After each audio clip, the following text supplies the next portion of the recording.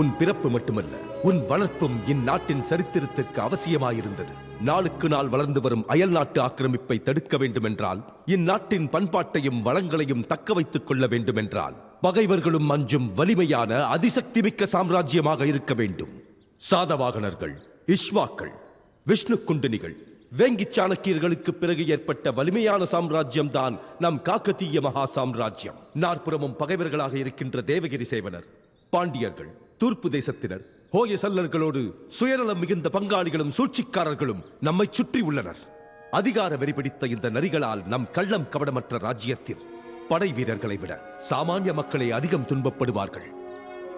பிறந்தது ஆண் அல்ல பெண் வாரிசு என்று அன்றைய எதிரிகளுக்கு தெரிந்திருந்தால் காக்கத்தீய சாம்ராஜ்யம் என்றோ மண்ணோடு சரிந்து போயிருக்கும். மன்னர்களின் கழுத்துக்கு தூக்கும், மக்களின் கைகளுக்கு விலங்குகளும் விழுந்து நமது கலாச்சாரமும் பண்பாடும் புதையுண்டு போயிருக்கும். நம் பகைவர்களுக்கு பயமும் மக்களுக்கு நம்பிக்கையும் ஊட்டத்தான் உன் பிறப்பையும் வளர்ப்பையும் பொய்யாக சொல்ல வேண்டியிருந்தது. குழந்தையாக இருந்ததால் இதுவரை நாட்டு மக்களை நம்ப வைத்தோம். வயது வந்த பெண்ணை ஆண்மகன் என்று நம்ப வைப்பது சரிதானா? இந்நாள் வரை நாம் நினைத்தது நடந்தது. இனி நடப்பது எதுவாக இருந்தாலும் எதிர்கொள்ள வேண்டும்.